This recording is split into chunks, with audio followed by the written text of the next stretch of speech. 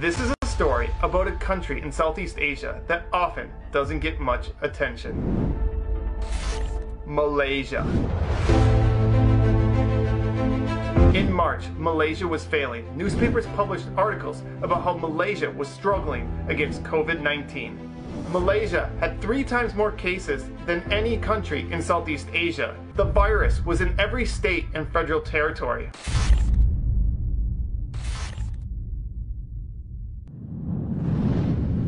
What makes the story even more sad is how the infection spread, not from Malaysians partying or being badly behaved.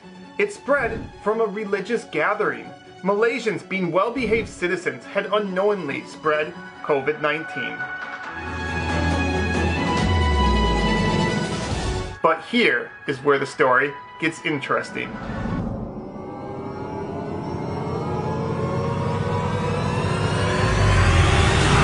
Malaysia's government quickly made adjustments.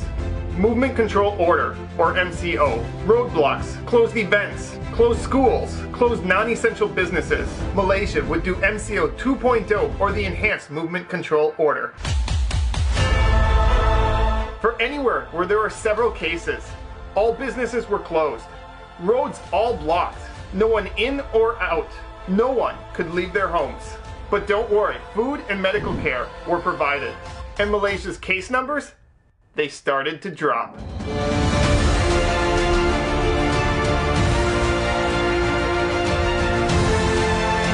On April 14th, the Philippines passed Malaysia in COVID-19 cases. The next day, Indonesia. 2 days later, Singapore. Singapore is a much smaller country with a population 5 times smaller. Singapore now has 15 times the case rate of Malaysia. Malaysia is an example that we can all overcome this. How a country that had so many cases did the right stuff to stop the spread, and almost no media is talking about it. Even myself, I am guilty of this. I made a video of the top 15 countries fighting COVID-19, and Malaysia wasn't included. But luckily, one of my Malaysian followers pointed out Malaysia's story. Malaysia's COVID-19 numbers are good, but when you realize at one point they were 3 times worse than any country in Southeast Asia, and now they're one of the best, it's an incredible story that needs to be told. So I ask you to help me let the world know Malaysia's story.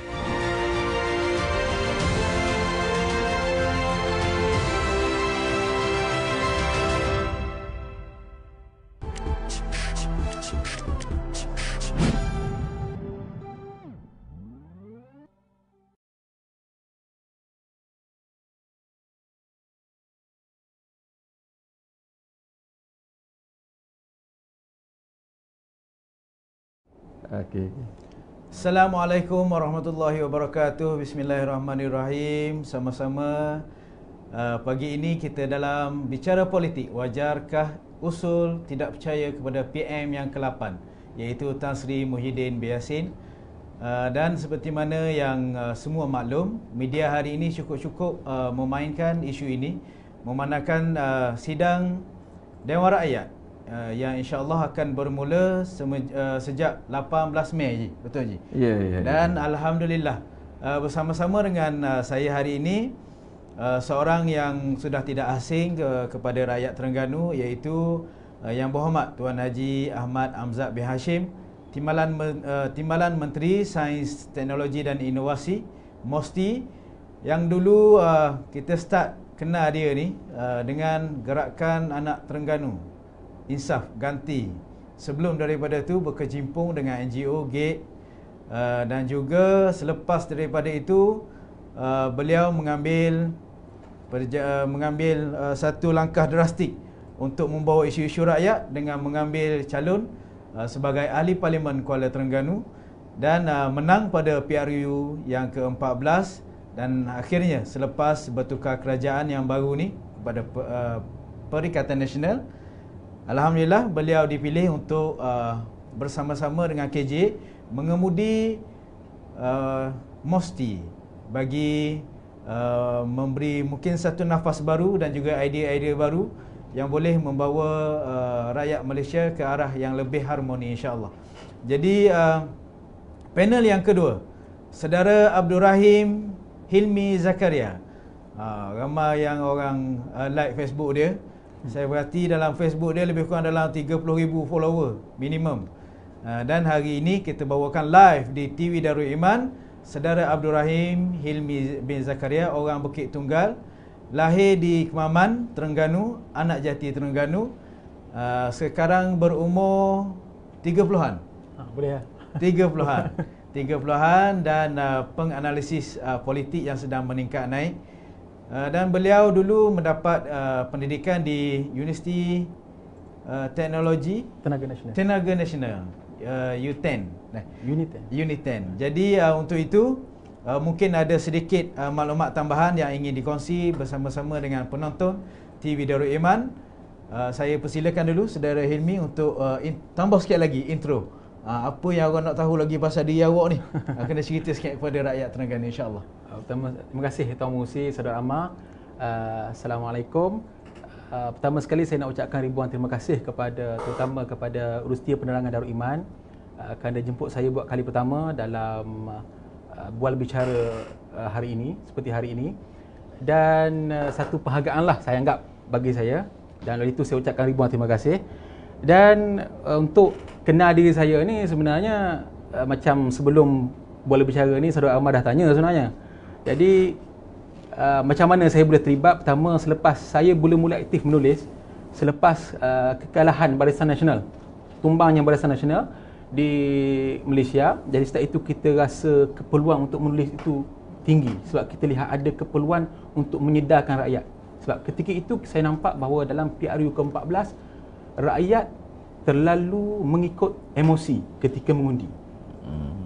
Jadi bagaimana kita nak menjadikan rakyat ini menjadi rasional semula? Maka ketika itulah kita cuba bagi fakta secara perlahan-lahan. Alhamdulillah daripada 2 like, 3 like dulu. Mula-mula memang tak ada orang suka pun. Tetapi alhamdulillah sekarang ni dah ada penerimaan daripada warga Maya sendiri. Dan saya juga sekarang ini selain daripada kerja hakiki saya selaku perunding di sebuah firma kejuruteraan, saya juga merupakan panel penulis untuk laman web The Patriots, My Two Cents dan juga The Outlook, yang merupakan kita create laman web ini adalah untuk rival laman-laman web seperti Malaysia Kini, seperti mana The Age yang selama ini menguasai naratif ekonomi dan persepsi rakyat Malaysia. Itu adalah antara usaha kita lah. Okey, itu saja untuk alhamdulillah. Mana bukan sembarangan orang ada dengan kita ni. Salah seorang panel The Patriots. Jadi untuk itu saya persilakan pula Tuan Haji Yang Berhormat untuk sedikit intro. Mungkin ada sedikit pengenalan berkenaan dengan MOSTI ataupun daripada Parlimen Kuala Terengganu sendiri untuk kita beritahu kepada rakyat, insya-Allah. Bismillahirrahmanirrahim. Assalamualaikum warahmatullahi wabarakatuh. Pertama sekali saya ingin mengucapkan terima kasihlah kepada Urusia Penerangan Darul Iman kerana menjemput saya di dalam program yang pada saya topiknya agak provokatif sebenarnya.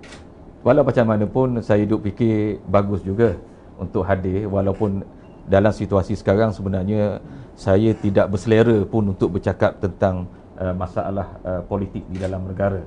Saya lebih suka sebenarnya kita bercakap tentang kebajikan rakyat, sebab ini bukan masanya untuk kita berpolitik hakikatnya. Tapi realiti yang ada pada hari ini, kita dihadapkan dengan satu suasana politik yang memerlukan ada perbicaraan untuk rakyat memikirkan bersama berhubung dengan situasi di dalam negara. Saya nak memperkenalkan diri macam mana. Saya kali pertama jumpa Cik Rahim dalam setahun saya rasa selepas nama Cik Rahim mula dikenali.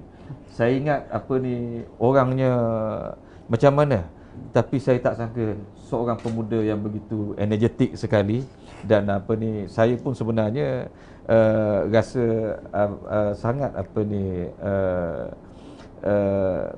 berterima kasih kerana ruang diberi untuk seorang profesional muda daripada Terengganu yang sungguh menunjukkan apa ni daya analitik yang tinggi yang boleh diketengahkan. Ia sebenarnya sedikit sebanyak mengingatkan saya kepada zaman muda saya. Saya apa ni sebaik saja menamatkan pengajian di Universiti Kebangsaan Malaysia, saya pun seorang yang mempunyai, saya rasa mempunyai karakter yang sama ketika itu, suka menganalisa, suka melihat, memerhati tentang perkembangan politik dan ekonomi di dalam negara kita, sehingga menyebabkan walaupun berada di bidang profesional, saya apa ni mengambil alih syarikat kejuruteraan perkapalan di Terengganu melalui proses penswastaan yang dipanggil management buyout, dan terlibat dalam industri pertahanan ketika itu, di dalam membekalkan produk-produk pertahanan kepada kerajaan Malaysia, antara lain sehinggalah apa ni melibatkan pembinaan kapal-kapal, bot-bot untuk anggota keselamatan, misalnya polis, tentera laut, sehinggalah penubuhan APMM dan sebagainya, melibatkan apa ni urusan yang melibatkan tahap yang agak tinggi lah di dalam kerajaan Malaysia, sehinggalah saya dilantik menjadi antara kumpulan pertama Majlis Pertahanan Malaysia, sebagai ahli Majlis Pertahanan Malaysia, dan menduduki apa ni di dalam beberapa kluster work group CWG di MITI, Kementerian Perdagangan Antarabangsa dan juga Industri ketika itulah. Jadi saya pernah dulu bersama dengan rakan-rakan, kita bukan ahli politik sangat sebenarnya. Kita lebih kepada mereka yang peka dan merasa prihatin, yang membawa kepada penubuhan apa yang dipanggil sebagai pergerakan profesional muda ketika itu. Saya jadi pengasas bersama kawan-kawan, dan sehinggalah mungkin saya agak vokal kot, sehingga dianggap apa ni sebagai pembangkang. Terlalu dianggap pembangkang, akhirnya jadi pembangkang sungguh. Dan alhamdulillah Allah Subhanahu Taala telah letak ke saya pada jalan perjuangan yang saya anggap memberi ketenangan kepada jiwa saya, membolehkan saya berbakti kepada rakyat, kepada orang ramai, dan saya bertanding pun atas amanah yang telah diberikan oleh Parti Islam Malaysia. Maknanya sama ada saya bertanding, mewakili parti dan sebagainya, bukan keputusan saya. Ia adalah satu perkara yang diamanahkan kepada saya, yang saya sedar adalah satu tanggungjawab yang besar untuk saya apa ni melaksanakannya. Dan alhamdulillah di kesempatan pertama menjadi ahli parlimen di Kuala Terengganu ini, bertukar pula kerajaan di peringkat persekutuan. Saya diletakkan di MOSTI, satu apa ni kementerian yang tidak pernah saya terfikir kalau saya terpilih pun untuk memegang jawatan akan duduk di Kementerian Sains, Teknologi dan Inovasi. Ia tidak menjadi masalah kepada saya sebenarnya, sebab saya apa ni berasal daripada zaman persekolahan di Sekolah Sains Sultan Mahmud, memang daripada aliran sains. Malah di Universiti Kebangsaan Malaysia, 2 tahun pertama saya berada di Fakulti Sains Hayat. Jadi di MOSTI ini terlibat di dalam biotek dan sebagainya. Jadi ini tidak menjadi masalah kepada saya. Kebetulan pula ramai kawan-kawan zaman universiti ini bergiat di dalam ini dan masing-masing menjadi antara tenaga-tenaga pakar di dalam negara. Kawan-kawan dulu. Terima kasih. Ya. Alhamdulillah. Terima kasih Yang Berhormat di atas sedikit pengenalan kepada kita. Mungkin ada lagi rakyat Malaysia yang belum mengenali Tuan Haji, tapi saya cukup pasti rakyat di Kuala Terengganu amat mengenali Tuan Haji Ahmad Hamzat bin Hashim. Hari itu selori rasa bagi berah tau. Selori ambil gambar. Selori ambil gambar. Alhamdulillah. Jadi banyak lori jugalah. Masa PKP. Jadi tuan-tuan yang dirahmati Allah sekalian, musim PKP bermula daripada PKP 1, PKP 2, PKP 3 dan sekarang PKPB. Kedua-dua panel yang ada dengan kita, seorang rakyat biasa, tidak memegang sebarang jawatan politik ataupun dalam kerajaan. Cuma beliau seorang penulis dan juga seorang engineer di Perunding. Jadi saya nak tanya saudara Hilmi dulu, apakah kesan yang dapat dirasa oleh rakyat di peringkat bawah ataupun di grassroots bermula daripada PKP 1, 2, 3 sehingga PKPB hari ini? Terima kasih saudara Ammar. Jadi sebab saya pun sebahagian daripada rakyat yang terkesan. Kita ini kategori B40 lah sebenarnya.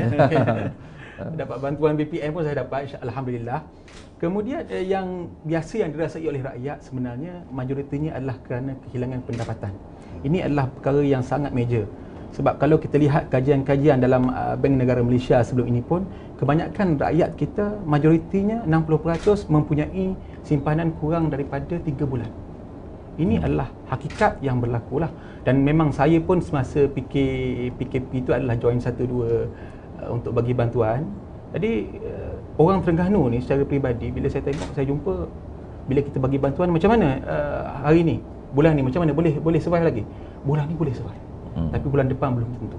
Jadi rakyat sangat-sangat mengharapkan kepada bantuan daripada kerajaan untuk meneruskan kelangsungan hidup.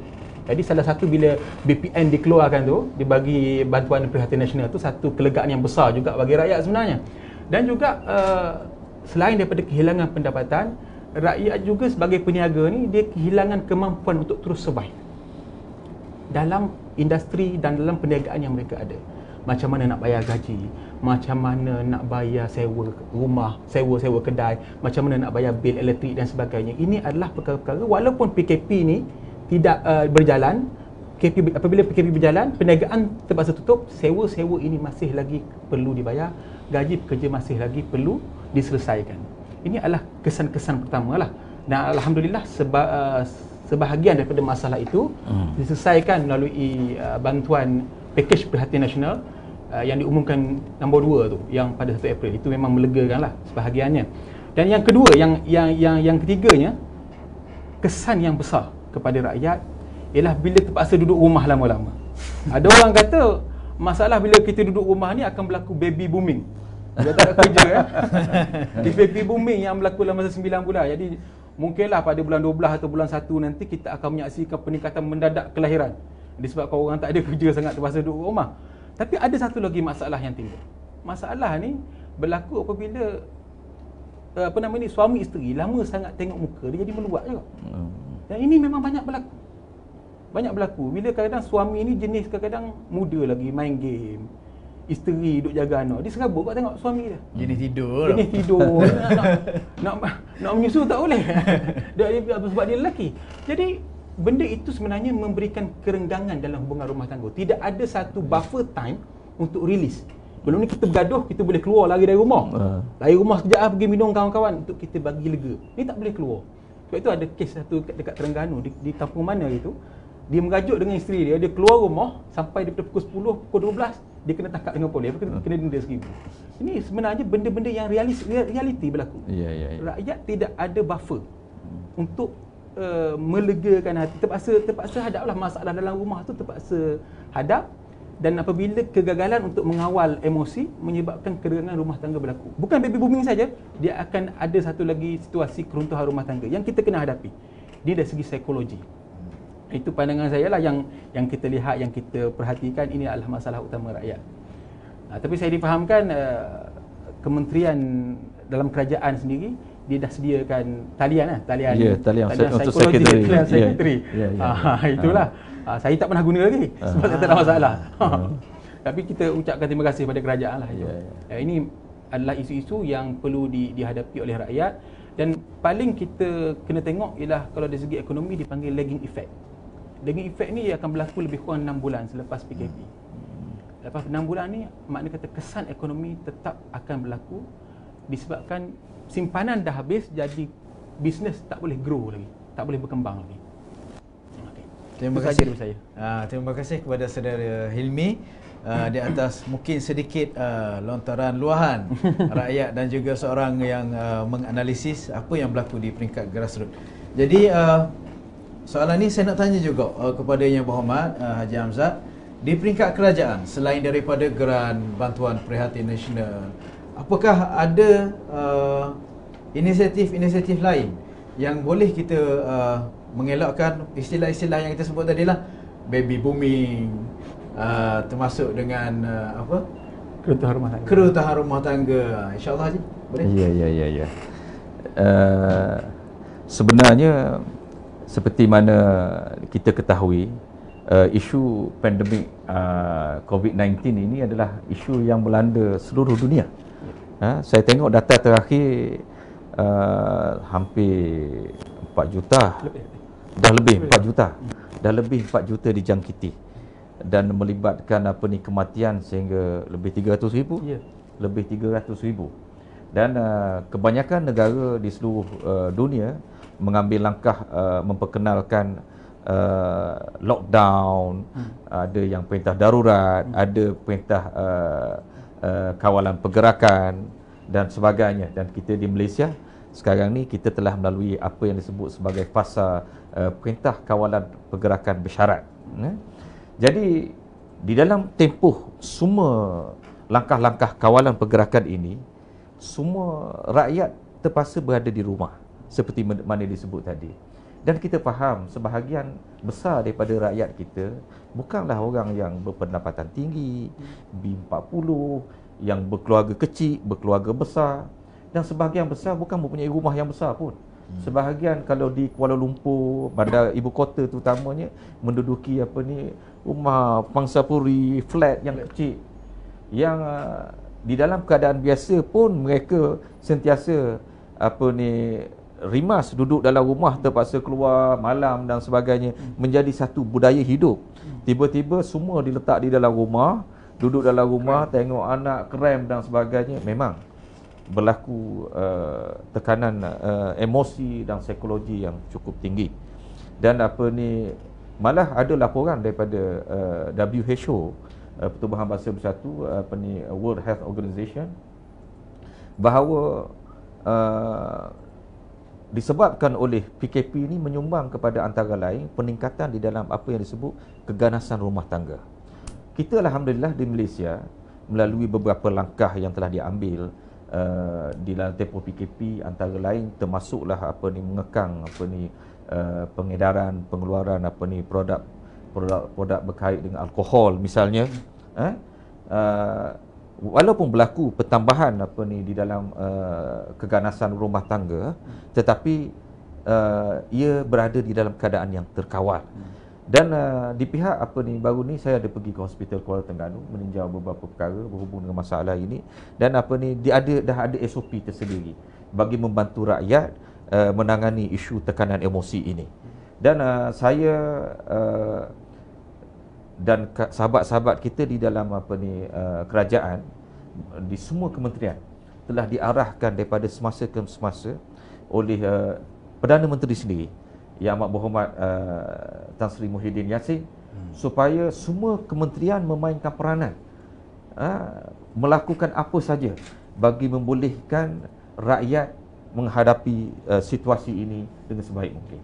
Dan kalau kita dapat perhatikan yang dibentangkan sebelum ni, saya ingat yang dibentang melalui apa yang disebut sebagai pakej rangsangan ekonomi prihatin rakyat sebenarnya. Ini adalah pakej ekonomi yang dirangka, yang mengambil kira kepentingan semua.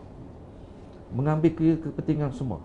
Malah saya terbaca di dalam satu analisa yang telah dikeluarkan oleh Jabatan Perangkaan Malaysia yang terbaru, antara lain menyatakan sebanyak 96.8%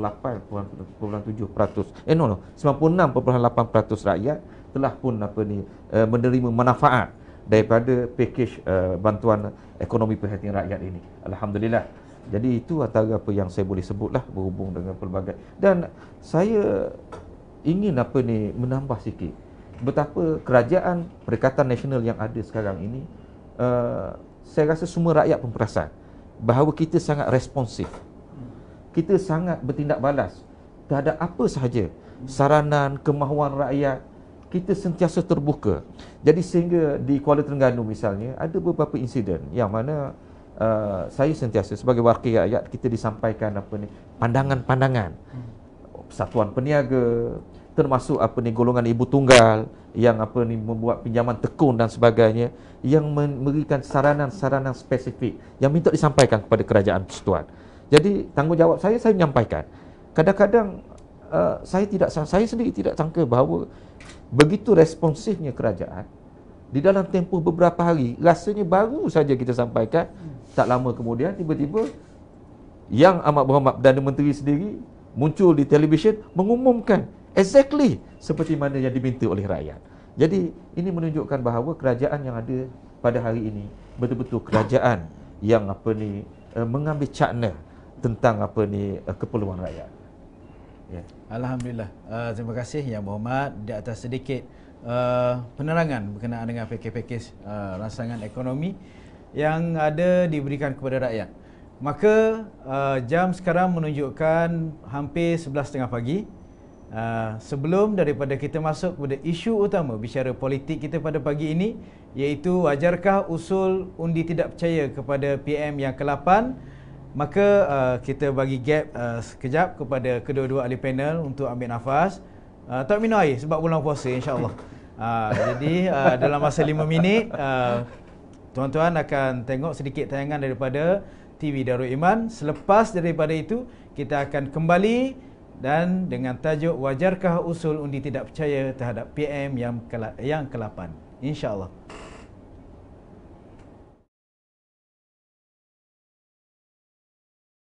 Kepada semua frontliners, mereka lah sebenarnya berada di barisan hadapan. Bila berada di barisan hadapan bermakna mereka merisikokan diri mereka untuk masalah awam, untuk kebajikan seluruh rakyat negeri Terengganu. Jadi kita seluruh rakyat negeri Terengganu berdoa supaya mereka kuat semangat, dapat menghadapi tugas mereka dengan baik tanpa sebarang risiko-risiko yang boleh memberi keburukan kepada mereka.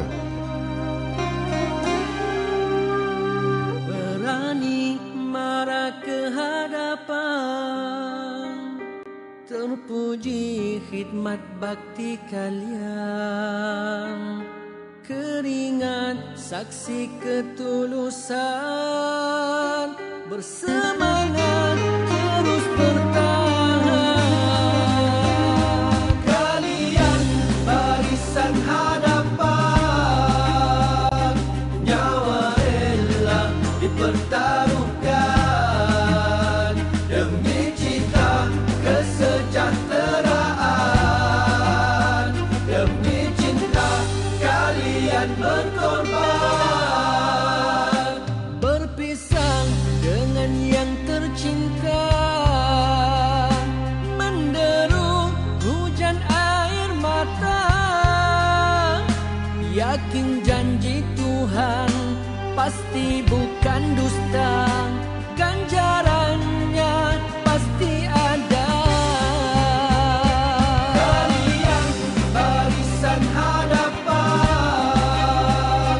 nyawa rela dipertaruhkan demi cita kesejahteraan, demi cinta kalian berkorban.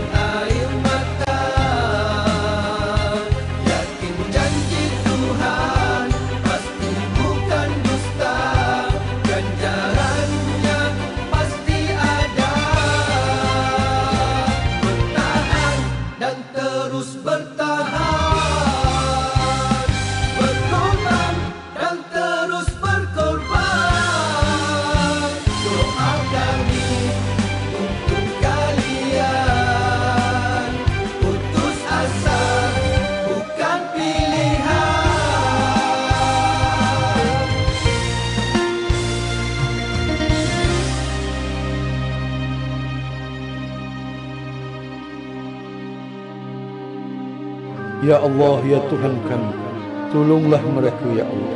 Kurniakanlah kejayaan dan apa jua usaha. Hanya padamu ya Allah kami berserah untuk memelihara mereka dari segi keselamatan dan kesejahteraan mereka.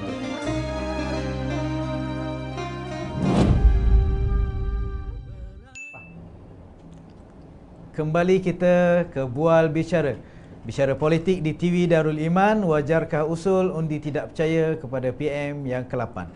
Jadi tadi kita bicara berkenaan dengan pandemik COVID-19.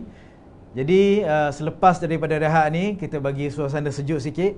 Kita nak hangatkan kembali suasana ni. Dan soalan yang pertama, apabila kita berbicara berkenaan dengan COVID-19, usul undi tidak percaya, saya nak tanya dulu kepada yang biasa menganalisis politik, Saudara Hilmi, adakah wajar usul ini diutarakan pada musim semua rakyat bertumpu kepada isu kebajikan, isu dengan kewangan negara? Dipersilakan. Terima kasih Saudara Ahmad. Dia wajar atau tidak, pertama sekali usul tidak percaya ini kita kena tahu bahawa ia sesuatu yang dibenarkan oleh perlembagaan.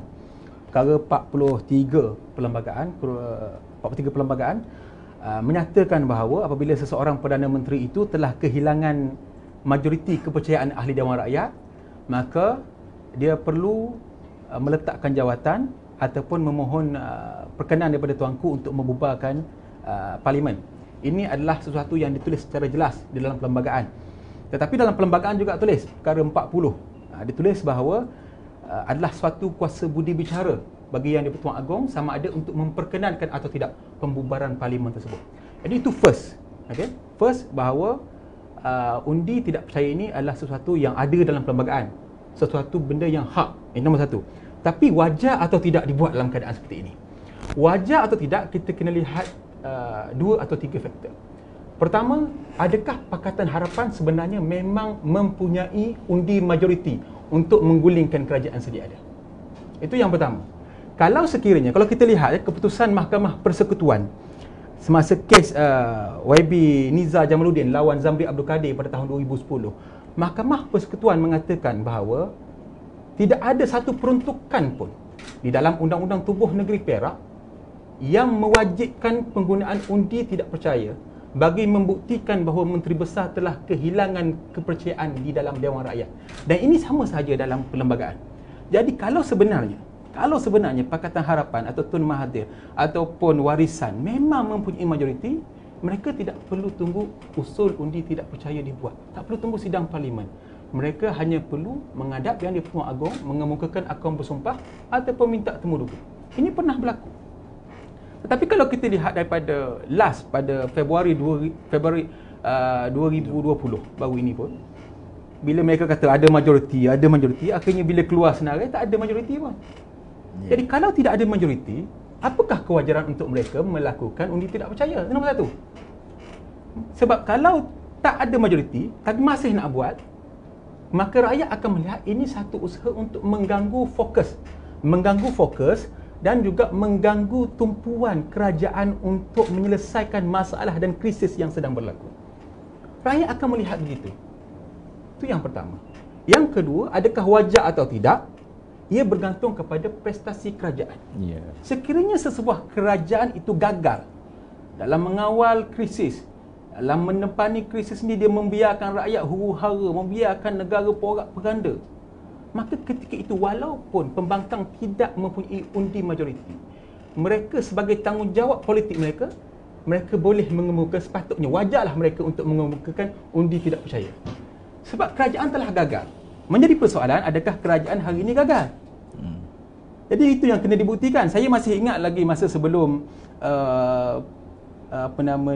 pakej prihatin diisytiharkan kali kedua pada 1 April yang bernilai 230 bilion. Sebelum tu, sehari sebelum tu, Pakatan Harapan dia buat sidang media. Dia kata kerajaan mesti keluarkan belanja pakej ekonomi 150 bilion. Mesti bagi satu keluarga RM1,000. Dia tidak dikira gagal. Besok Perdana Menteri umum 1,600. Lebih lagi. Perdana Menteri umum 230 bilion, 80 bilion lebih. Lebih daripada apa yang mereka demand daripada rakyat.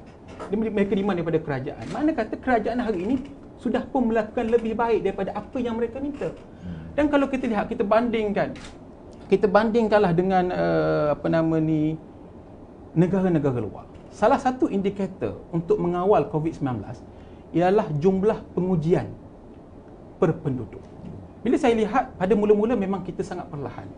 Tetapi apabila terdapat kerjasama, terutama daripada Mufti sendiri, Wabi Amzad adalah timbalan menterinya, kemudian kerjasama daripada KKM, Kementerian Pendidikan Tinggi KPT, dan juga KKM, sehingga 10 Mei seingat saya, kita telah melaksanakan 256,000 ujian. Ini ujian yang diperolehi tahu, yang ada keputusan. Yang masih lagi pending menunggu keputusan, itu ada beberapa puluh ribu lagi yang belum keluar lagi. Kalau kita lihat, kita bandingkan, sebab ada orang kata kita orang Malaysia kena menjadi seperti Jepun. Kita mesti dasar pandang ke timur. Minta maaf saya kalau saya tu sikit ya. Tapi kalau kita lihat di Jepun, hanya 0.25% rakyatnya yang berjaya diuji. Malaysia 0.8%. Kita lagi mempunyai makna kata hampir 3 kali ganda, 4 kali ganda lebih baik daripada Jepun. Kita dalam keadaan kita cuma ada 1,700 kes aktif, kita ada kapasiti untuk mengawal 7,000 orang, merawat 7,000 pesakit. Mana kata tidak ada satu pun yang kita boleh lihat kegagalan. Dan kalau kita lihat indikator-indikator ekonomi, kita lihat 3 indikator ekonomi ini, kita lihat daripada Jabatan Perangkaan Malaysia, Department of Statistics Malaysia, kita dapati bahawa walaupun kita terkesan dengan jumlah ekspor, kita terkesan daripada segi pertumbuhan ekonomi, tetapi kita masih lagi berada pada track yang terkawal. Tidak seperti mana negara-negara maju yang lain. Saya tak nak compare dengan Indonesia. Saya tak nak compare dengan negara-negara UK. Negara-negara yang miskin. Tidak. Saya compare dengan negara US. Saya compare dengan Jepun. Saya compare dengan Korea Selatan. Even Korea Selatan pun, pengucupan ekspor dia lebih kurang 28% pada bulan lepas saja. Padahal Korea ni dianggap sebagai negara Asia yang paling berjaya dalam mengawal COVID-19.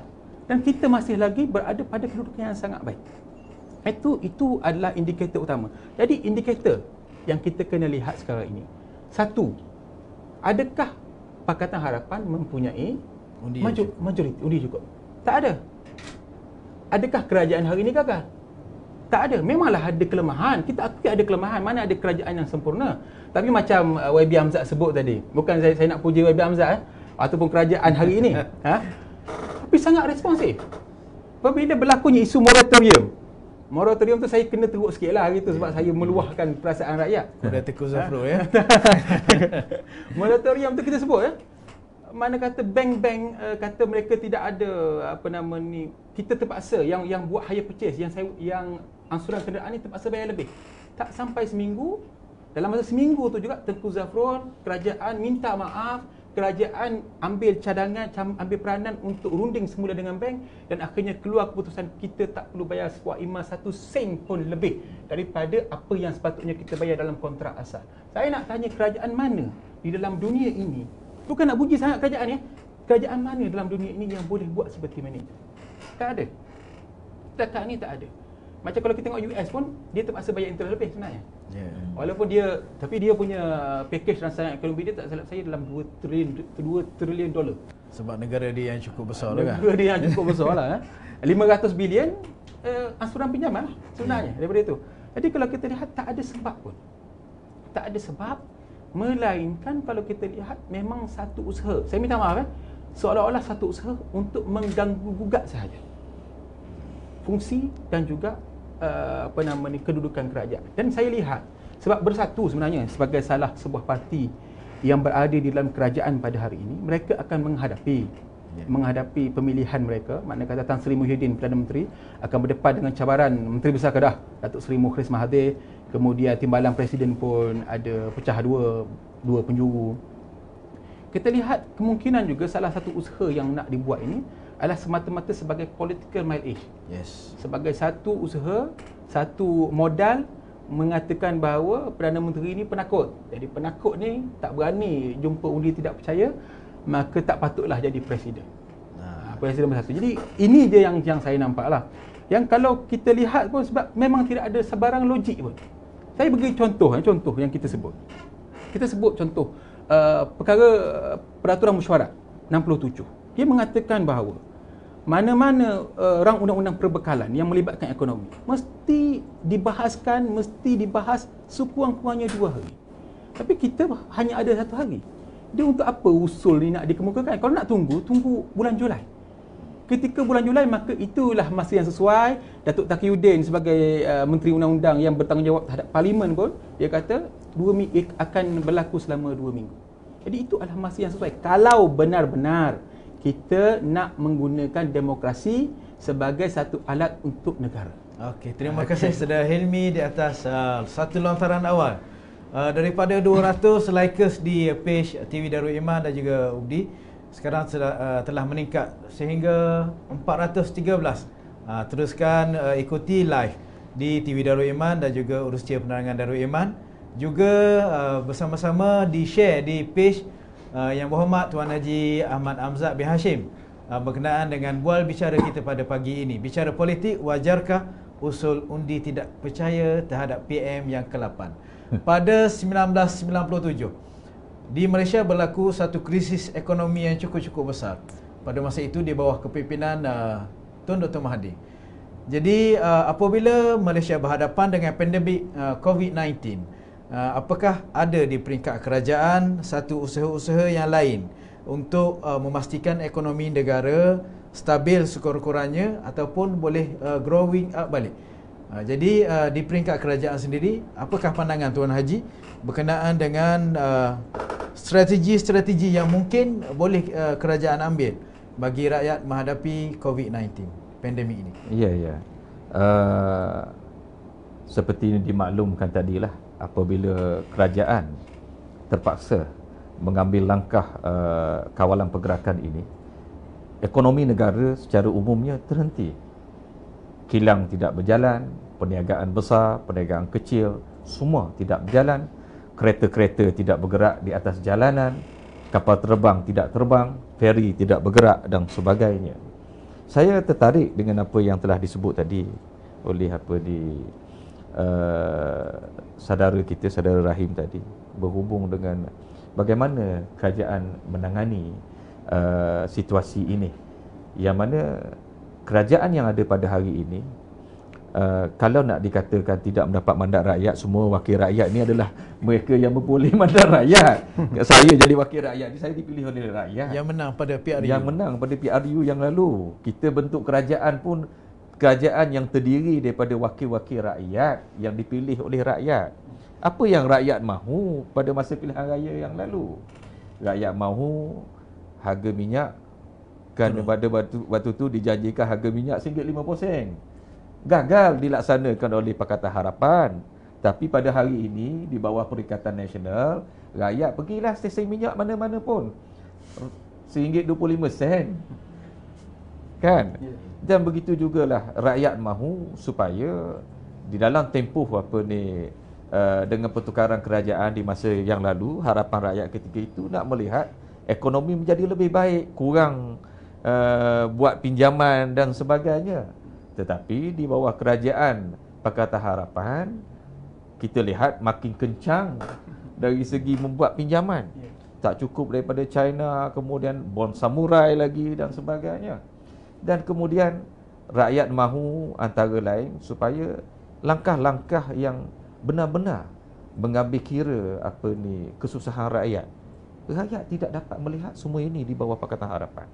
Tiba-tiba di bawah kerajaan Perikatan Nasional yang ada pada hari ini, di dalam tempoh yang singkat saja, bukan 22 bulan. Saya rasa baru tak sampai 2 bulan, 2 bulan lebih sikit.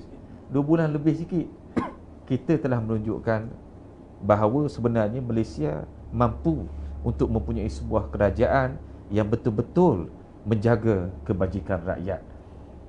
Ketika rakyat dinyatakan bahawa seolah ekonomi negara kita dalam keadaan yang teruk. Ingat satu ketika dulu, ekonomi kita teruk dengan pelbagai mesej-mesej isyarat yang diberikan oleh Menteri Kewangannya dan pelbagai lagi menyebabkan hilangnya keyakinan pasaran terhadap ekonomi Malaysia ketika itu. Kejatuhan mata wang menjadi lebih teruk di bawah Pakatan Harapan. tiba-tiba di dalam tempoh yang singkat di bawah tadbiran Perikatan Nasional nampak ada sinar baru. Lebih banyak kata orang mesej yang positif tentang keadaan di dalam negara kita.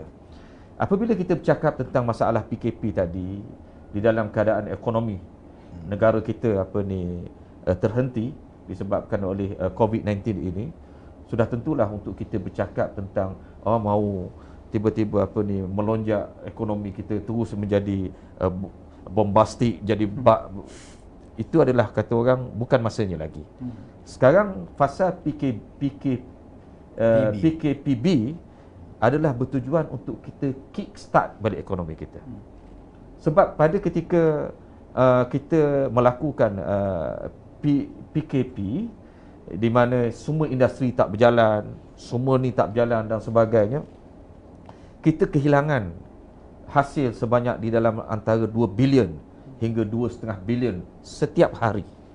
Jadi apa pun kerajaan perlu pastikan supaya kita boleh gerakkan balik ekonomi kita dengan secepat mungkin. Tapi dalam masa yang sama kita tidak boleh melakukannya secara serta-merta. Mesti ada prosesnya supaya dalam masa yang sama kita berdepan dengan COVID-19, dalam masa yang sama kita hidupkan balik ekonomi kita. LRT mula berjalan, kapal terbang mula bergerak balik, kereta mula bergerak balik. RM1.25, tapi kereta tak berjalan di atas jalan. Tukang stesen minyak tak boleh jual minyak juga. Sia-sia je. Jadi sekarang ni situasi sudah berubah. Dalam masa yang sama dan dalam keadaan yang terkawal, insya-Allah kerajaan mempunyai keutamaan-keutamaan yang disusun oleh mereka yang pakar, yang setakat ini kita dapat lihat kesannya satu persatu, kesannya bahawa negara kita sedang menangani situasi ekonomi, dan dalam masa yang sama situasi membabitkan keselamatan nyawa rakyat dengan cara yang baik. Satu yang saya boleh sebut yang terselah dari segi kejayaan kita adalah apabila beberapa hari yang lalu keluar laporan penyelidikan di peringkat antarabangsa yang membabitkan 105 buah negara, bagaimana didapati bahawa Malaysia menduduki tempat keempat dari segi rakyat sangat berpuas hati dengan bagaimana cara negara kita menangani COVID-19 ini. Jadi bukan senang mau mencapai tangga keempat daripada 105. Jadi kita dianggap sebagai negara yang berjaya, dan malah kami di MOSTI juga sebenarnya sentiasa menerima panggilan-panggilan. Baru-baru ni ada sidang televideo membabitkan berapa ratus, saya tak ingat berapa ratus buah negara yang dianjurkan oleh UNESCO, yang antara lain Malaysia berkongsi pengalaman kita bagaimana kita berjaya menangani COVID-19 ini dengan baik. Saya kadang-kadang tak faham lah bila kita dapat melaksanakan dengan baik, macam sewaktu kita melaksanakan PKP ada pihak tertentu mendesak kita, mengapa buat PKP ini menyebabkan kesusahan kepada rakyat dan sebagainya. Bila kita nak perkenalkan PKP bersyarat, mereka pula bising. Jadi ini adalah satu perkara yang kepada saya yang pentingnya adalah kesejahteraan rakyat itu sendiri. Okey, terima kasih yang berhormat Tuan Haji di atas pencerahan berkenaan dengan apa yang MOSTI akan buat sebentar lagi. Jadi kita balik kepada isu pokok kita pada hari ini. Saya nak tanya Saudara Himi dulu.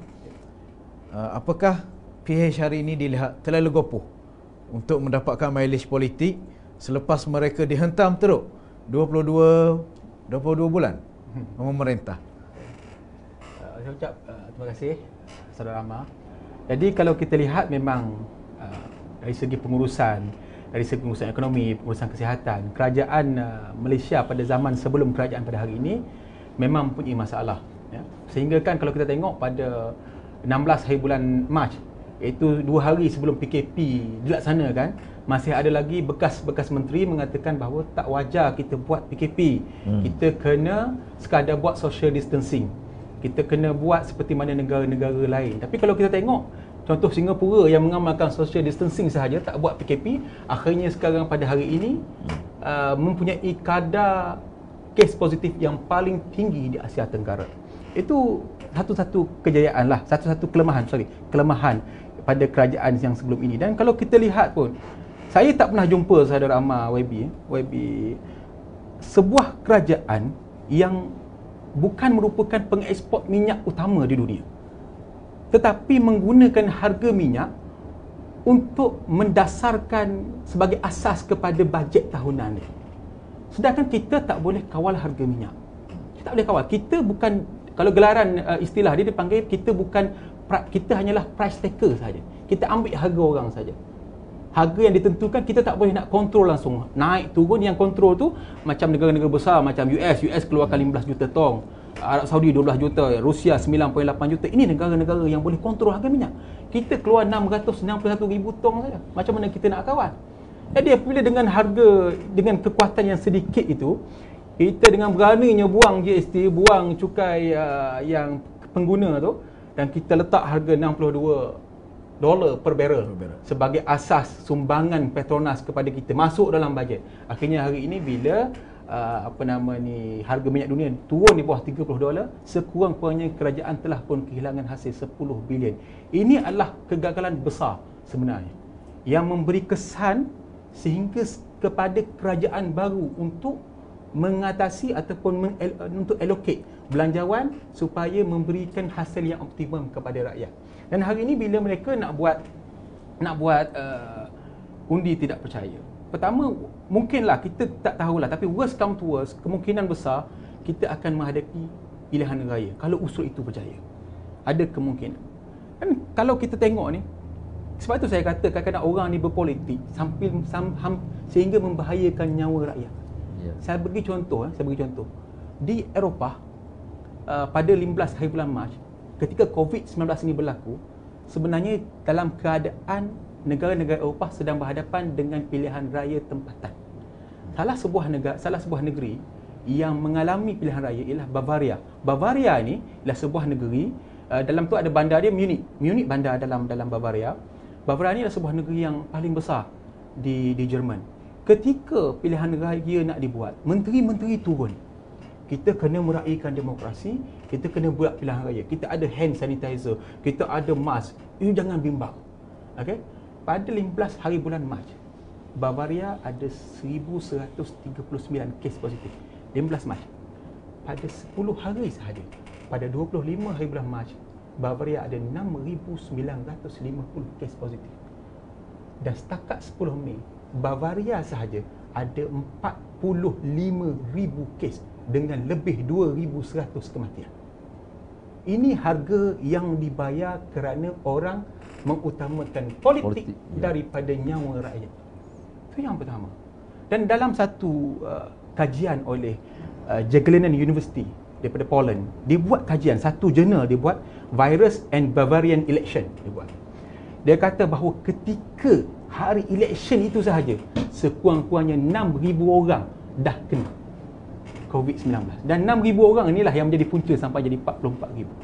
Sehingga kan sistem kesihatan Jerman yang dianggap paling cemerlang di Eropah, paling power di Eropah, akhirnya hampir kolaps. Dan kerajaan hari ini, nasib baiklah kerajaan Jerman, Angela Merkel dulu dia bawa masuk ramai pelarian Syria. Dia guna pelarian Syria yang doktor-doktor ni untuk serap dalam perkhidmatan kesihatan mereka. Jadi ini adalah salah satu benda bahaya yang dibawa. Nak tutup kelemahan sendiri, nak berpolitik, tapi akhirnya akan menyebabkan kebahayaan kepada rakyat. Itu sahaja. Terima kasih kepada saudara Hilmi di atas perkongsian negara Bavaria kepada kita di Terengganu dan Malaysia khususnya. Jadi kembali kepada yang berhormat Tuan Haji, apabila situasi sekarang melihat kepada PH yang cuba untuk menggunakan mileage ini dengan sidang Dewan Rakyat yang tidak berapa hari lagi akan diteruskan, apakah ada di peringkat kerajaan untuk kita elakkan perkara ini berlaku? Oleh kerana kita saya kira honestly, termasuk semua rakyat di Malaysia mengira perkara ini adalah tidak wajar untuk diteruskan pada masa COVID-19. Jadi apakah ada usaha-usaha daripada kerajaan mungkin untuk mengelakkan perkara ini berlaku, insya-Allah? Sidang parlimen adalah sidang parlimen, dan pengerusi kepada sidang parlimen ini adalah speaker, adalah yang dipertua Dewan Rakyat. Jadi agenda notis bagi parlimen ini telah pun dikeluarkan Dan kalau mengikut notis yang dikeluarkan, kita bersidang 1 hari. Situasi COVID-19 ini sebenarnya telah memberi kesan kepada bukan saja sidang parlimen di Malaysia, tetapi di seluruh dunia. Perkara yang sama berlaku, disingkatkan seboleh mungkin. Kerana sidang parlimen bukan melibatkan seorang ataupun 2 orang ataupun 20 orang. Kita ada 220 orang ahli parlimen yang datang daripada seluruh negara. Ada yang datang daripada zon merah, ada yang datang daripada seluruh negara. Dan mereka tidak datang berseorangan. Pegawai-pegawai pun datang sama. Jadi semua 220 orang ahli parlimen ini akan ditempatkan di dalam satu dewan tertutup. 220 orang. Dan kemudian tambah lagi dengan pegawai-pegawai parlimen, tambah lagi dengan yang dipertua, tambah lagi dengan pembantu-pembantu. Jadi ini sebenarnya satu mass punya gathering yang agak besar sebenarnya, yang sangat berisiko, khususnya di dalam situasi COVID-19 ini. Maka kerana itulah proses di dalam membolehkan sidang parlimen ini dilaksanakan adalah sesuatu yang dibincang, yang diperdebatkan dengan cukup teliti. Tak salah saya dimaklumkan oleh Menteri Jabatan Perdana Menteri berkait dengan parlimen, yang berhormat Datuk Taqiyuddin. Dia kata begitu sekali pelbagai pandangan diambil untuk membolehkan sidang parlimen ini dapat dilaksanakan supaya kita dapat memenuhi kehendak perlembagaan negara kita.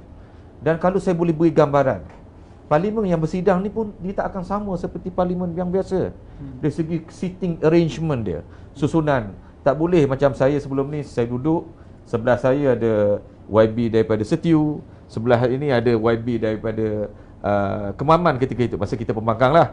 Sekarang ni yang duduk di sebelah pembangkang orang lain lah kan. Jadi susunan kursi dah berubah. Jadi meja yang ada pun tidak mencukupi. Malah sebahagian daripada ahli parlimen mungkin terpaksa duduk di ruang pengunjung dan sebagainya. Jadi suasana itu sebenarnya sangat tidak memberi manfaat kepada even kepada ahli parlimen pembangkang pun, kalau mereka nak nak berbahas dari segi suasana macam tu. Jadi saya rasa amat pentinglah dipahami mengapa langkah berkait dengan sidang parlimen ini dibuat 1 hari. Malah di negeri-negeri, termasuk di negeri pembangkang pun, PH pun buat 1 jam saja. Buat 1 jam je kan. Takut juga. Sama saja. Jadi situasinya sebab memikirkan tentang keselamatan. Dan kita bercakap tentang sekumpulan pemimpin kepada rakyat, wakil-wakil rakyat. Adakah kita tidak mahu menunjukkan contoh yang baik kepada rakyat Malaysia dalam keadaan kita menyuruh rakyat supaya menjaga social distance, tidak boleh berkumpul beramai-ramai, tiba-tiba kita wakil rakyat kita tunjuk kita boleh? Tak boleh. Ini cakap tak serupa bikin. Maka kerana itu kita kena tunjuk kita lebih-lebih lagi menjaga. Kita pun tak mahu nanti ada kluster parlimen pula berkait dengan COVID-19 ni kan. Dan saya tertarik satu lagi berkait dengan parlimen. Parlimen adalah tempat yang mulia, tempat untuk kita membincangkan tentang kepentingan rakyat. Kalau ada usul yang sangat penting pun mestilah demi kepentingan rakyat, bukannya demi kepentingan yang lain. Soalan yang timbul di sini, usul undi tidak percaya ini untuk kepentingan rayyatkah atau untuk kepentingan yang lain? Itu soalan yang besar yang perlu dijawab. Jadi tadi disebut, sekarang ni kita ada kerajaan yang lebih prihatin.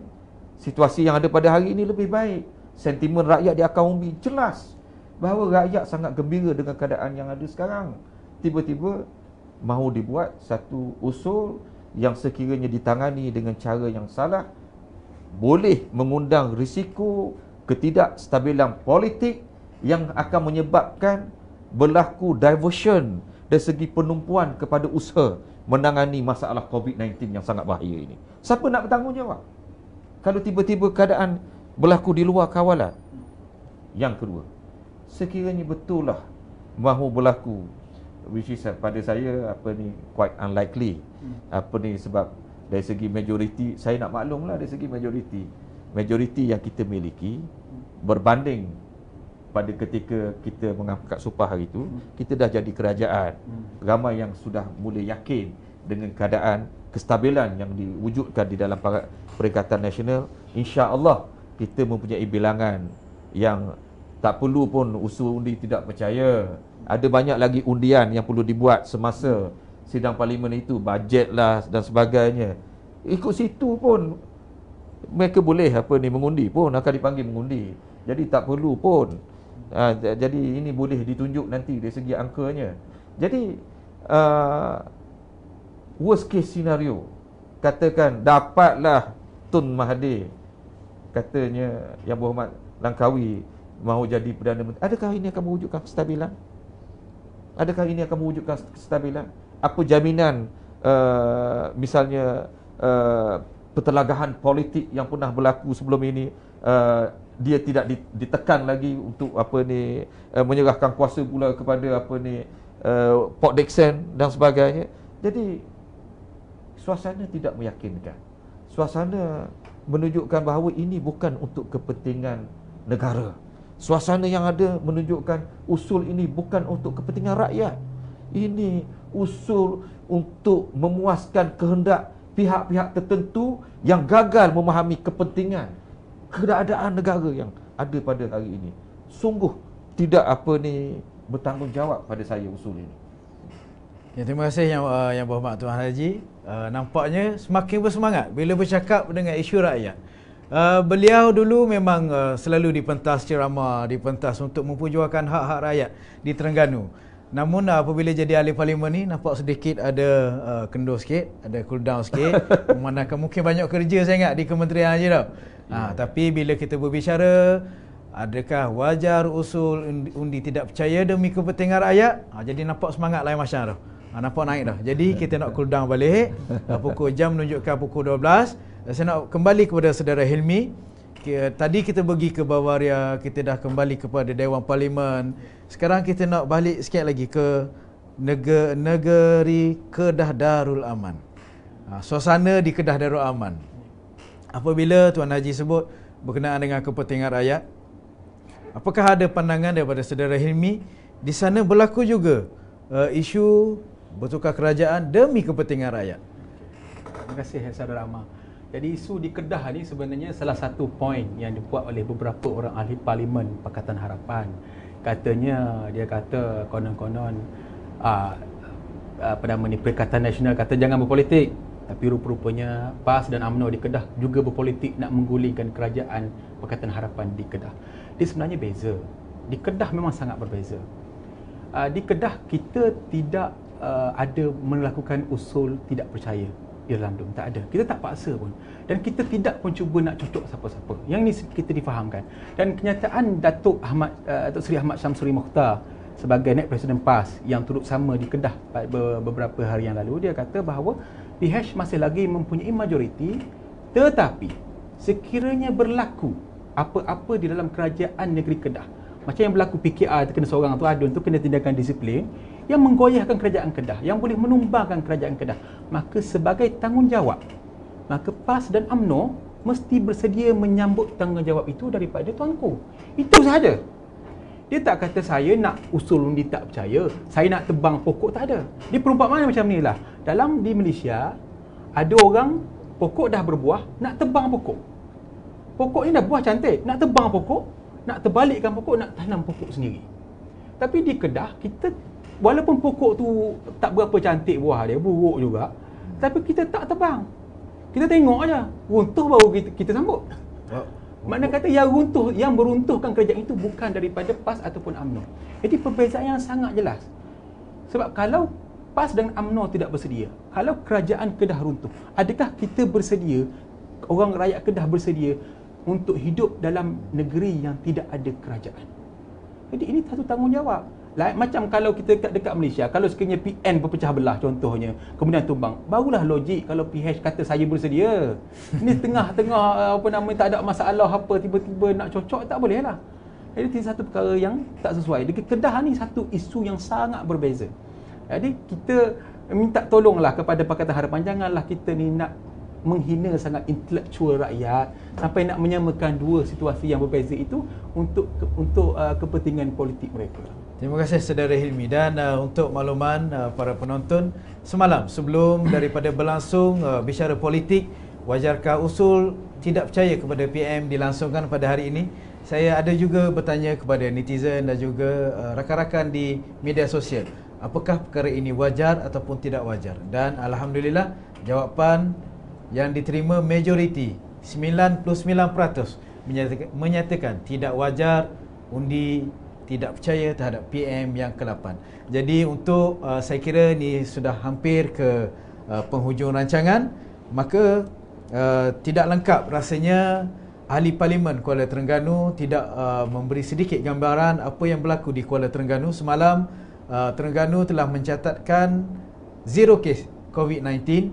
Jadi nak minta juga ulasan daripada Yang Berhormat, apa yang telah dibuat di Kuala Terengganu. Seterusnya, apakah harapan YB untuk rakyat di negeri Terengganu? Saya berasa bersyukur.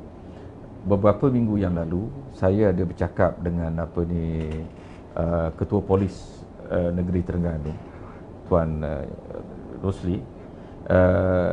Saya bertanya tentang darjah pematuhan PKP di Terengganu, dan sama seperti ditaklimatkan kemudiannya di dalam mesyuarat Majlis Keselamatan Negeri yang saya hadiri, iaitu darjah kepatuhan rakyat di negeri Terengganu pada tangga 97%, yang mana ini sangat menggambarkan situasi di negeri Terengganu yang rakyatnya berdisiplin, mendengar nasihat yang diberi daripada semasa ke semasa oleh kerajaan negeri dan pelbagai agensi, termasuk agensi pusat. Jadi inilah saya fikir antara perkara-perkara yang menyumbang kepada situasi di Terengganu sekarang ini, yang mana kita ada semua 8 parlimen di Terengganu, 8 daerah di Terengganu semua zon hijau sekarang. Zon hijau. Jadi dalam masa yang sama, sebagai seorang Islam, saya rasa wajar saya mengingatkan balik kita kepada rukun negara kita, kepercayaan kepada Tuhan. Di dalam kita berusaha, kita melaksanakan pelbagai langkah yang ada, khususnya di bulan Ramadan yang mulia ini, panjatkan doa, banyakkan permohonan kepada Allah Subhanahu Wa Taala, kerana kita manusia hanya boleh berusaha, yang selebihnya adalah ketentuan Allah Subhanahu Wa Taala.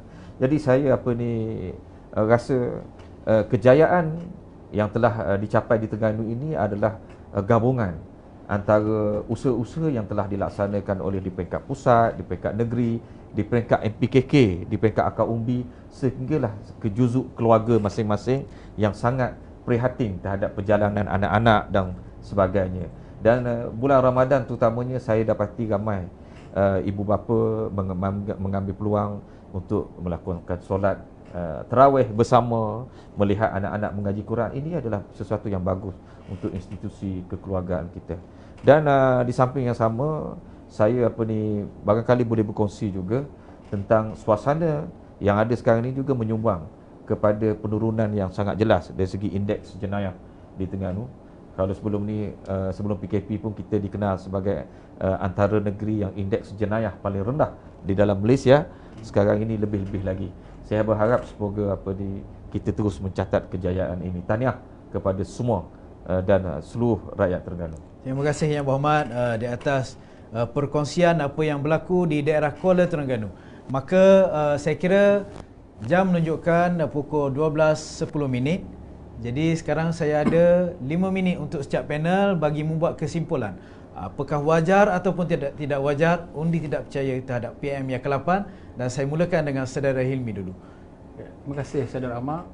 Jadi jawapan yang pertama, wajar atau tidak wajar, itu bergantung yang kita sebut tadilah. Adakah kerajaan ini gagal? Kalau kerajaan gagal memang wajar. Kalau PH memang mempunyai majoriti, maka wajarlah untuk mereka exercise hak mereka seperti mana dalam perlembagaan. Dan kalau kita lihat dua-dua ni tak dipenuhi pun. Jadi kalau tak dipenuhi, tak payahlah nak dalam bulan puasa ni kita Nak usut yang kurangkanlah sedikit berpolitik. Janganlah banyak sangat nafsu politik itu. Dan kita utamakanlah sedikit rakyat. Saya nak bagi tahu, selepas saya salah satu political scientist yang saya paling suka, nama dia Profesor Samuel P. Huntington. Dia adalah seorang profesor di Universiti Harvard. Dah meninggal pun, dah mati pada tahun 2008. Dia pernah jadi pengarah hubungan antarabangsa Universiti Harvard, berkhidmat di Harvard 50 tahun sebagai political scientist ni. Dia kata bahawa dalam buku dia yang paling saya minat tu dipanggil The Third Wave. Dia kata sesebuah negara yang mengamalkan demokrasi, yang untuk mencapai tahap demokrasi yang sempurna, mesti mengalami apa yang dipanggil sebagai two turnover test. Two turnover test makna kata mesti mengalami peralihan kuasa 2 kali. Mana kita, Malaysia ni sebenarnya dah mengalami peralihan kuasa 2 kali, iaitu daripada BN kepada PH, kali pertama pada tahun 2018 dan 2 bulan lepas daripada PH kepada Perikatan Nasional yang menggabungkan ahli-ahli politik, ahli-ahli parlimen daripada beberapa buah parti politik termasuk PAS dan juga UMNO. Jadi, apa yang berlaku sekiranya kematangan politik ini berlaku? Rakyat sudah tidak takut lagi untuk menukar kerajaan selepas ini. Rakyat sudah tidak lagi rasa bimbang, rasa trauma untuk tukar kerajaan. Kalau kerajaan tidak perform, kita boleh tukar. Kalau kerajaan tidak bagus, kita boleh ubah. Tak ada sebarang masalah. Sebab rakyat sudah pun dibiasakan untuk menukar kerajaan. Jadi, yang kita lihat, apa yang berlaku hari ini, orang sudah lagi tidak melihat politik retorik. Orang dah tak peduli politik retorik, politik propaganda, politik menghina orang, politik orang kata angkat bakul saya Menteri Kewangan paling bagus dalam dunia. Tak ada dah. Orang lihat hasil. Awak jadi menteri, apa hasil awak beri kepada saya sebagai rakyat? Awak jadi Perdana Menteri, apa hasil awak yang boleh beri kepada saya rakyat? Maka itulah yang akan berlaku. Dan saya lihat, saya terpaksalah bagi kredit yang lebih sikit kepada kerajaan pada hari ini. Bukan nak bodek, tak ada apa hasil pun ni. Tak ada apa hasil pun ni ya. Mana kata kerajaan pada hari ini dia tidak ada langsung nak hina kerajaan lama. Walaupun dia bermusuh. Walaupun memang banyak masalah lah kerajaan lama buat. Saya rasa dalam perbicaraan kita, bual bicara kita hari ini, saya yang kuat kutuk sebenarnya. Di Perdana Menteri YB Hamzah tak bunyi sangat pun. Okey.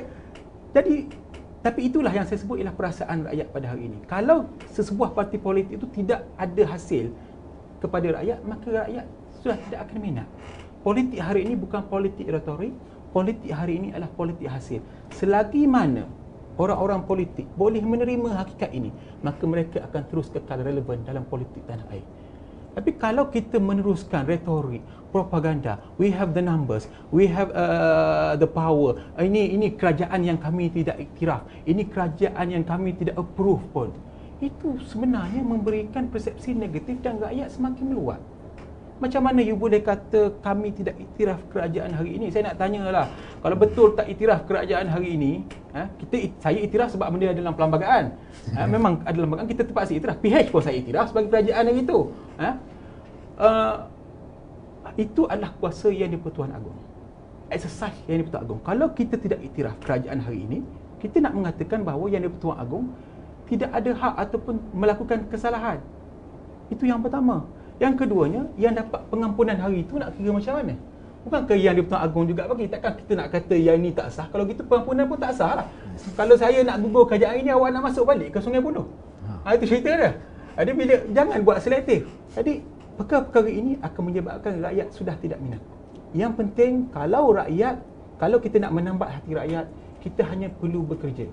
Buat silap, minta maaf, perbaiki keadaan dan selesaikan masalah. Itu sudah cukup bagi rakyat. Kalau kita lihat sekarang ni pun ada masalah-masalah timbul, moratorium ke BPN ke. Apabila kerajaan minta maaf saja dan perbaiki, mana ada rakyat dah bersuara lagi? Tak ada lah. Tak ada. Maka itu adalah politik baru yang sedang berlaku pada hari ini. Terima kasih kepada saudara Hilmi dan perkongsian yang cukup hebatlah pada saya dan juga untuk semua penonton. Tidak berganjak 500 viewers yang mengikuti secara live perbicaraan pada hari ini. Bicara politik. Mungkin lepas daripada ni kita akan letak tajuk rasa selidik isu semasa. Jadi untuk akhirnya saya buka peluang kepada Yang Berhormat untuk sedikit kesimpulan pada hari ini. Apakah wajar usul ini dan juga mungkin pesanan last kata-kata akhir daripada YB untuk rakyat. Selepas pilihan raya umum yang ke-14 lalu, terbentuk Kerajaan Pakatan Harapan. Dan kita mengiktiraf Kerajaan Pakatan Harapan. Dan bukan saja itu, kita pastikan supaya mereka dapat bergerak dengan baik di dalam keadaan di mana pergolakan dalaman di dalam Pakatan Harapan begitu teruk sekali. Kita cuba bantu untuk memperkukuhkan Kerajaan Pakatan Harapan di bawah kepimpinan Tun Mahathir pada waktu itu, dengan mengusulkan sampai kita pula mengusulkan supaya mengusulkan kepercayaan kepada Tun Mahathir pada waktu itu untuk menjadi Perdana Menteri. Sehinggalah Tun sendiri di dalam keadaan benda yang berlaku itu, beliau sendiri yang meletak jawatan. Bukan datang daripada Perikatan Nasional, bukan datang daripada PAS, bukan datang daripada UMNO, bukan datang daripada siapa-siapa. Kerajaan yang ada, Pakatan Harapan sebelum ini terbubar dikarenakan oleh bukannya usul undi tak percaya pun di dalam parlimen, terbubar kerana tindakan yang diambil oleh Tun sendiri. Kemudian tiba-tiba barangkali mungkin kerana Tun telah hilang keyakinan dari segi kondak untuk terus meneruskan Kerajaan Pakatan Harapan, ada kegagalan tertentu. Tetapi apabila ditubuhkan kerajaan yang baru hasil daripada budi bicara yang telah dilaksanakan dengan begitu berhemah sekali oleh Seri Paduka Baginda yang di-Pertuan Agong, sehingga membolehkan kerajaan yang baru terbentuk, dan dapat didapati bahawa kerajaan yang baru ini telah berjalan dengan jayanya, melakukan pembaikan, melakukan kebajikan. Saya ingat pada hari pertama ketika perjumpaan antara Yang Amat Berhormat Perdana Menteri dengan macam kami dengan timbalan menteri berjumpa, Yang Amat Berhormat Perdana Menteri telah menghuraikan satu persatu tentang proses bagaimana pembentukan kabinet, yang antara lain mengambil kira semua keprihatinan yang pernah disebutkan oleh Tun. Maka kerana itu kita dapati proses-proses yang diambil, pemilihan menteri dan sebagainya sangat melibatkan penapisan oleh pihak SPRM. Mana-mana yang ada kes di mahkamah, misalnya kita tengok Datuk Seri Najib sendiri menawarkan supaya tidak diletakkan. Beliau mahu diri beliau dibersihkan di mahkamah. Begitu juga Presiden UMNO, Datuk Seri Zahid Hamidi, memberitahu beliau tak mahu kes digugurkan, beliau mahu ke mahkamah, beliau mahu dibersihkan di mahkamah, beliau menolak daripada sebarang pencalonan. Maka kerana itu, kabinet yang ada pada hari ini adalah kabinet yang dianggap tidak mempunyai masalah. Yang dikhawatiri oleh Tun selama ini, Tun bagi alasan takut mereka yang pernah terlibat dengan kleptokrasi dipilih dan sebagainya. Jadi kabinet yang ada sekarang ini memenuhi apa yang diharapkan oleh Tun pun. Jadi maka kerana itulah saya fikir keadaan yang berlaku, kerajaan yang berada sekarang ini, even Yang Amat Berhormat Perdana Menteri sendiri pun berterus terang beritahu, beliau sendiri pun pada asalnya tidak menyangkakan kita mau bagi sokongan pada Tun ketika itu, tetapi dikarenakan oleh Tun sendiri, maka takdir Allah Ta'ala menjadikan beliau Perdana Menteri Tan Sri Muhyiddin, dan takdir Allah Subhanahu Ta'ala juga telah mencelikkan mata seluruh rakyat bahawa beliau sebenarnya lebih berwibawa untuk memimpin negara kita menjadi negara yang lebih baik, kerajaan yang lebih prihatin kepada rakyat, rakyat gembira, dan rakyat dapat menggambarkan di masa akan datang insya-Allah lebih banyak berita baik untuk negara kita menjadi sebuah negara yang maju, negara yang diberkati oleh Allah Subhanahu Taala, sejahtera untuk semua rakyat. Bantuan-bantuan yang diedar, semua rakyat beritahu, orang PAN pun dapat, orang PH pun dapat. Jadi kita bukan negara yang politik. Pesanan yang telah diberi oleh Yang Amat Berhormat Tan Sri Muhyiddin Yassin di dalam perjumpaan itu sampai sekarang melekat di fikiran saya. Tan Sri kata apa? Kita tak sah berpolitik. Rakyat keutamaan kita. Buang politik, turun ke bawah, sing-sing lengang. Itu yang dipesan oleh Tan Sri, yang sampai sekarang saya tak boleh lupa. Dan kerana itulah saya tengok diterjemahkan di dalam bentuk gerak kerja ahli-ahli parlimen kita. Mana ada kita bercakap politik. Kita tak bercakap politik. Kita buat kerja, kita bagi bantuan. Ada peruntukan, kita bagi bantuan. Tak cukup peruntukan, keluar duit sendiri pun ada. Jadi itulah apa ni yang saya nak sampaikan. Jadi terima kasih sekali lagi kepada UPTI. Terima kasih kepada Yang Berhormat Tuan Haji di atas kesimpulan yang telah diberikan. Dan insyaAllah kita akan bertemu lagi di lain siaran. Mungkin seperti mana yang saya sebut tadi, selidiki isu, teruskan bersama dengan TV Darul Iman dan juga Urustia Penerangan Darul Iman #KitaJagaKita. Assalamualaikum warahmatullahi wabarakatuh.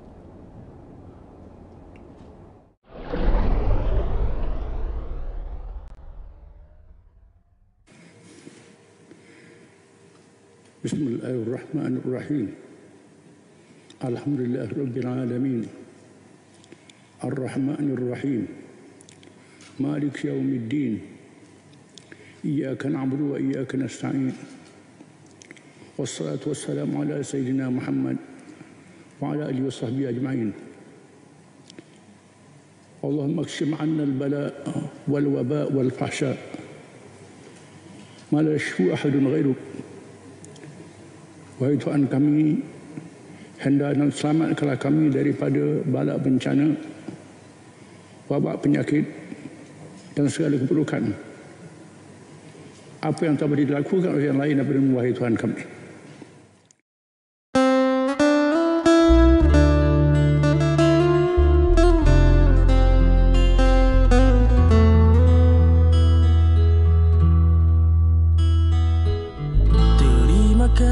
Padamu mengorbankan dirimu dan waktu, mempertaruhkan nyawamu, terus setia membantu. Sungguh mulia pengorbanan pejuang di barisan hadapan. Tuhan memberi balasan, keampunan, keredaan. Wahai Tuhan, ampunkan mereka. Wahai Tuhan, muliakan mereka. Terimalah sang syahid yang pergi, moga tenang di syurga.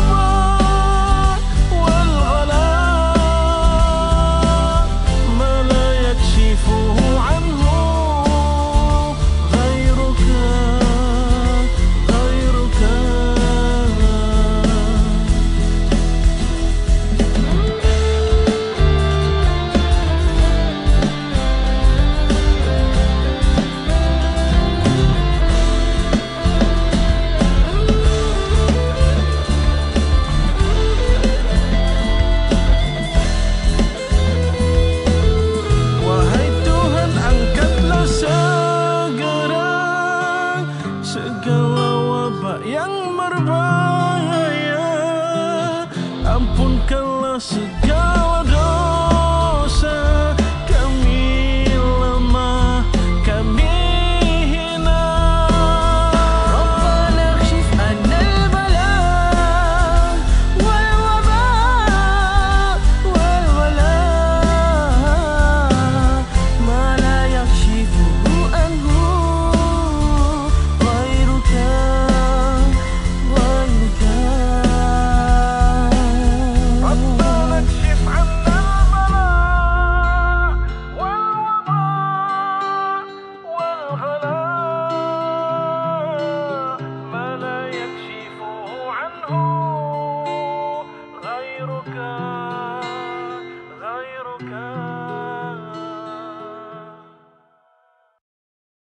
Kepada semua frontliners, kita faham bahawa mereka berdepan dengan tekanan yang sangat tinggi, dengan stres waktu kerja yang pelbagai, dengan berjauhan daripada keluarga, dengan risiko-risiko yang sangat menakutkan kita. Tapi kita faham bahawa mereka lah sebenarnya berada di barisan hadapan bila berada di barisan hadapan bermakna mereka merisikokan diri mereka untuk masalah awam, untuk kebajikan seluruh rakyat negeri Terengganu. Jadi kita seluruh rakyat negeri Terengganu berdoa supaya mereka kuat semangat, mengikut semua prosedur. Kita berdoa mereka dapat menghadapi tugas mereka dengan baik tanpa sebarang risiko-risiko yang boleh memberi keburukan kepada mereka.